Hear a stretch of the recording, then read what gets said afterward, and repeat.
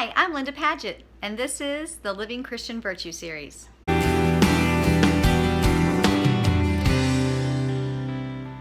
Okay, today's virtue is joyfulness, and the opposite of joyfulness is self-pity. Now, we all know that there is a difference between joy and happiness. Happiness is something that requires a certain circumstances or situations, whereas joy is something that's deeper and more rooted within us. Like, I'm happy when my kids go to bed at night. I'm happy when they actually get quiet and go to sleep like they're supposed to. But that doesn't really affect this joy within me. And I'm unhappy when certain things happen. I'm very unhappy when my kids come home and tell me that they got a speeding ticket. That makes me very unhappy. But again, it doesn't affect the joy that's rooted deep inside my soul. Joy, I would hope we all have some level of joy in us, that there's something in our life that makes us feel satisfied and joyful. So how do we grow in joyfulness? It can't be dependent upon a situation. We can't say, let's improve our situation, and by improving our situation, we're going to improve our joyfulness. No, joyfulness is something that has to start within. And the way we grow in joyfulness is by understanding our identity as children of God, understanding God's love for us, and aligning our lives with what the Lord has for us. Oftentimes we might find that if we are lacking joy in our life, then maybe we need to do a self-evaluation of our life and find where is it that something has gone wrong. There's something awry in our life if joy is absent there. Maybe we are living in some type of a sinful situation. There's sin active in our life. Maybe there's lack of forgiveness in our hearts. Maybe we're proud. Maybe we're angry. Maybe we just simply don't know who God is.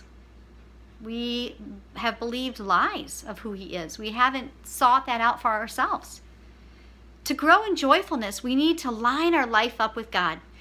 Make sure there's no obvious, huge sin that's controlling our life.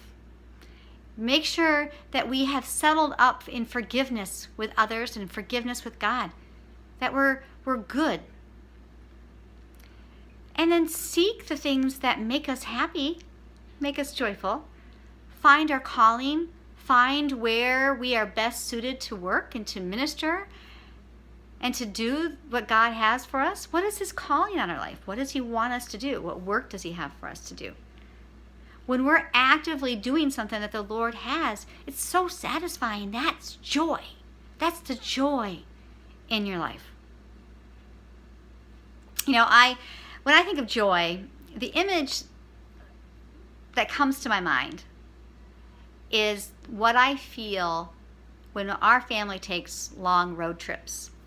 Long road trips can be a nightmare in a lot of ways.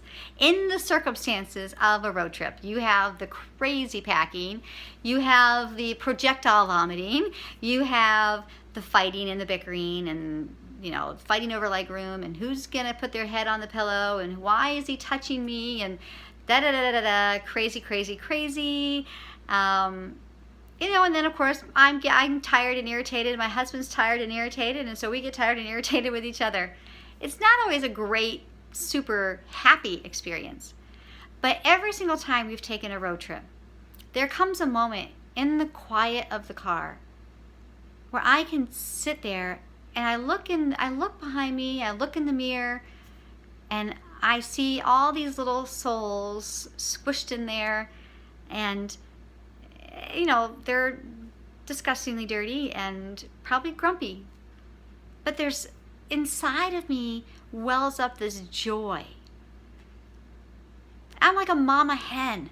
I have all my children cuddled in together underneath my feathers, underneath my protection for those few short hours in this car.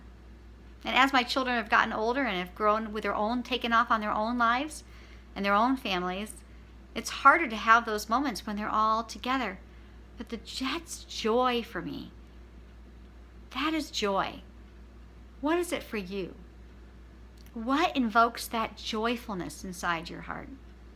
What makes you say, this is where life is right? Grow that joyfulness. Figure out why it's lacking. Ask the Lord to reveal to you how to make it grow. It's a beautiful virtue. Be joyful.